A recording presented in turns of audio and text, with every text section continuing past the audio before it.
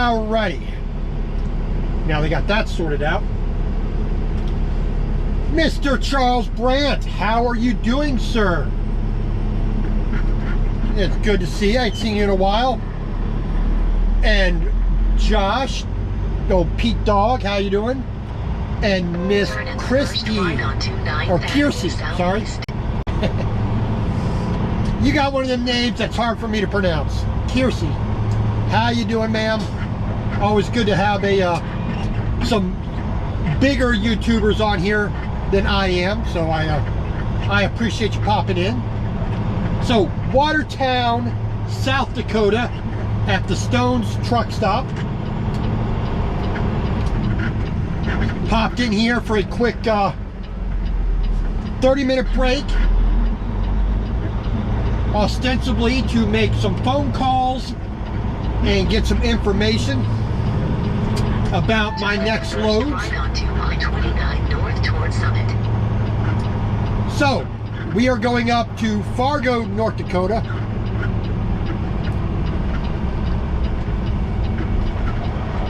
We're going to make a delivery here of some welding machines, 5 of them on 2 pallets. We got a side checker lift, and we got a GLG 660 JS boom lift, which we are delivering up here in Fargo, North Dakota. We originally had a load Onto I29 north. Dana, how you doing?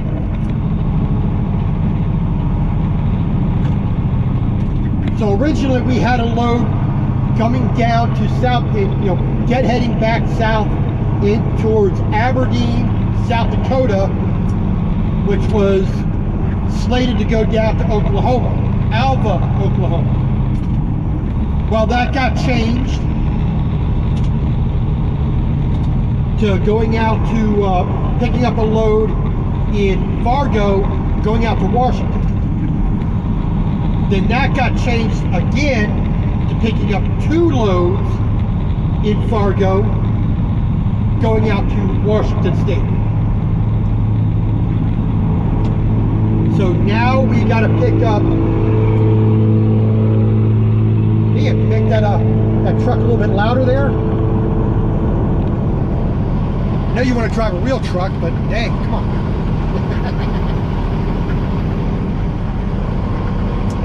So now we're picking up a day cab truck, which I don't have any other information than that. I had the name of the place I was picking up and the town it was picking up, and that it was a $2,000 COD going out to Ferndale, Washington, which is north, real close to the border with Canada, north of Seattle. So I got a little bit more information after that, but we'll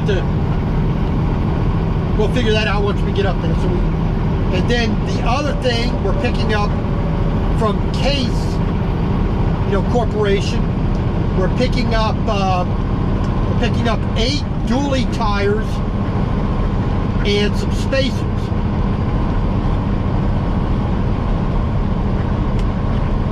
So we're gonna have a full truck.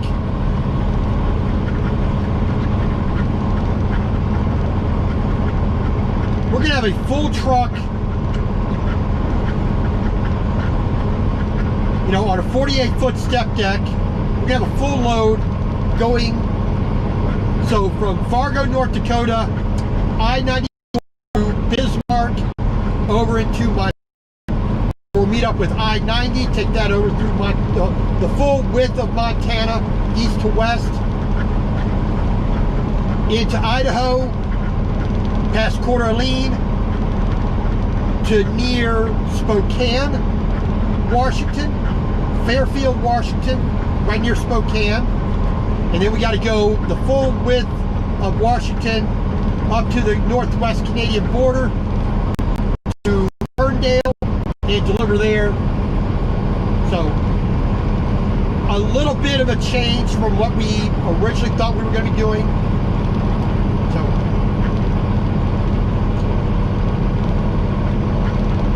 and Dana, you know, this is the only type of trucking that I really ever wanted to do. When I went to school in 2017, I did a lot of watching of YouTubers like Trucking Along with Kersey and a lot of other people as well, trying to get a feel for the job driving the truck, but also the living, the personal side of trucking, the living in the truck,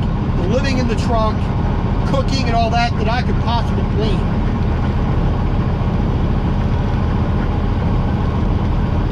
And you know, people like Trucking Along with Kersey. I thank you, ma'am. You were a help to me getting started. And I do appreciate that. Dana, same with you. You know, how you deal and live in the truck, you know, just from what I see visually and what you guys have talked about, I've learned by that. And I still learn by that, so.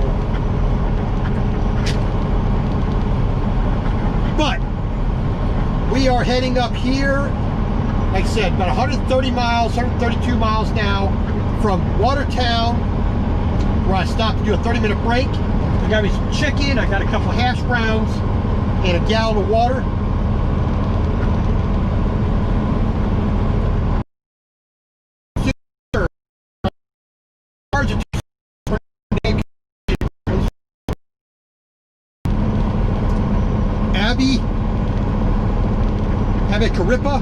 Rinpa.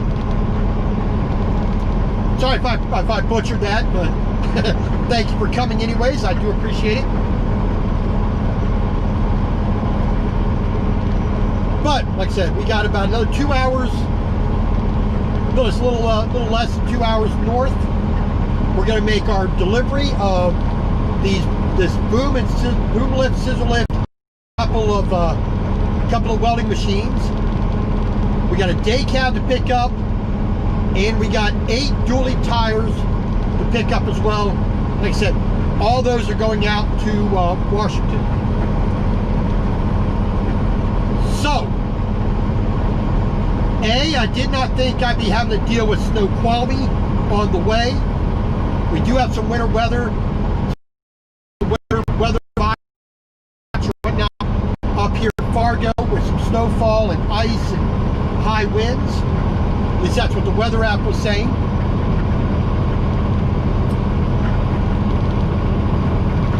Oh, you got some chuck roast in the Instant Pot? Oh yeah. Well, see, I cooked some chuck roast yesterday while I was sitting in York, Nebraska. You know, divided it up for a couple dishes. One of those dishes, I made some beef stew last night. So I got beef stew for dinner tonight as well.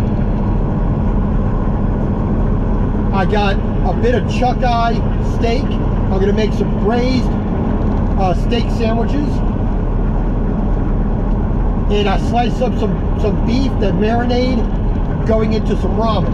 So, good.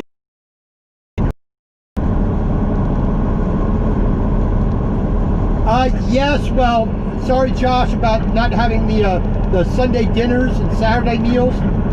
You know, switching a truck because mine's in the shop, and not really having a lot of, let's just say, personal stuff going on. I really haven't had a whole lot of free time or luxury time to really do a lot. I mean, I haven't posted a vlog in a while. I'm behind. I mean, all my SD cards are filled, so I can't even record today. You know, the past couple days, I can't even record for the vlog. I'm just so behind on kind of everything. You know, dealing with friends and family and, you know, work. Yeah, I'm kind of behind on a lot of things. But Christmas is coming around to save my bacon a little bit, as it were. So, because of the Christmas holiday, because of the distance I need to go, and when I can't deliver, I will have some downtime this weekend. So, Rattle Trap Fishing, how you doing, sir?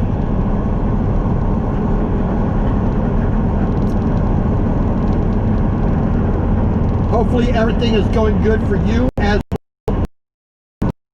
well. Like I said, you know, just too much going on from this past month. You know, the 25th, my truck broke down in Paducah, Kentucky. Days waiting for Minnesota, move stuff over, make my delivery, move more stuff over up in Minnesota. Then, you know, a lot of just different stuff. You know, typical whining and crying stuff.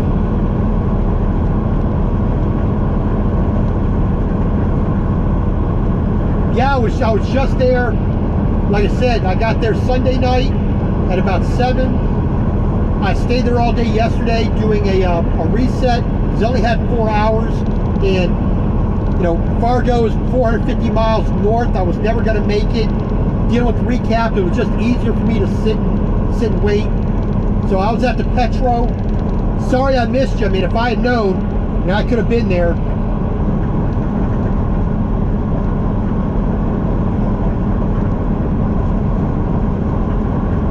Got shut down in Kimball, yeah.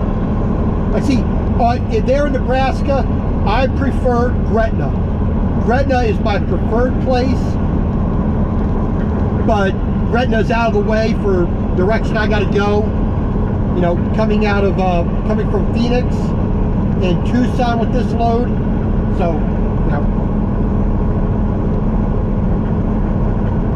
But, you know, like I said, the upside of being at the Petro, getting in at 7 after 7 o'clock, I can reserve a parking spot, which I did Sunday night. And they have the Baskin and Robbins there, so I had me a little bit of Rocky Road ice cream, which made me a happy guy. Freezing cold temperatures, you solve it with a bit of ice cream. Which I wasn't too bad. I was going to try to make it to the Sapp Brothers. I would have preferred the Sapp Brothers over the Petro, but it's almost exactly 1 year, because last year I spent Christmas at the Petro there in York.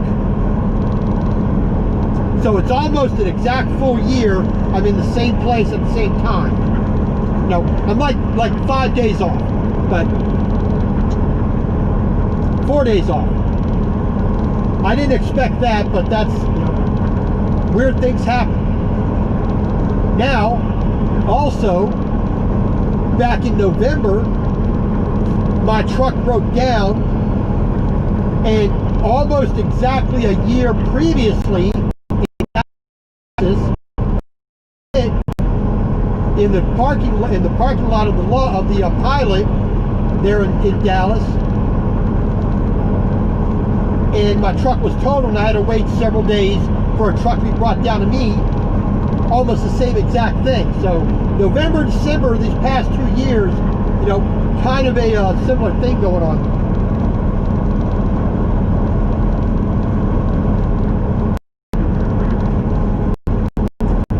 So I don't know what's going on with this, you know, with the repeat of similar things happening 2 years in a row. You know, truck being broken down, having a new truck brought to me, and then after that staying at the same truck stop almost exactly a year apart. You know, you know, that's a little bit too much coincidence for me. But whatever, we will deal with it. And hopefully, by the time I get to, like I said, to Ferndale, Washington, you know, all the way to Washington, right up next to the game. Hopefully by that time, Peterbilt shop in Stewartsville, Minnesota, not too far away from my company's headquarters, hopefully they have gotten the parts, got my transmission fixed, and I can get a load from Washington back to Grand Meadow, Minnesota, pick up my truck, move all my stuff that's in this truck back to there. I'll be a happy guy.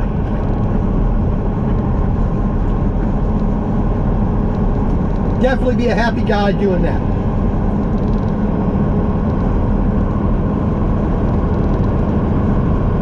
This truck has been okay. It's kind of a 50-50 mix on you know, on driving it. I mean, it's still a 389 Peterbilt. This is a 2017. Mine was a 2018. Basically the exact same. Yeah, the sleeper in the back, like 3 inches narrow overall, which not a big deal, so not too bad about it. There are, you know, just little idiosyncrasies like that. You know, it does have a different rear end. You know, I think like 0.02 difference in the rear end. It's geared slightly differently.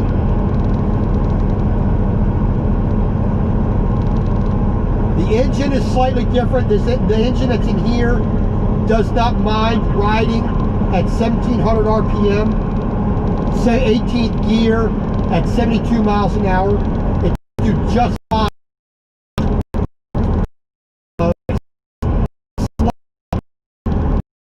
So my shift point are different, not a little, just a little. So it is adjustment. It's a heavier truck, has a double frame. It's made for heavier, you know, longer trailers, more axle trailers.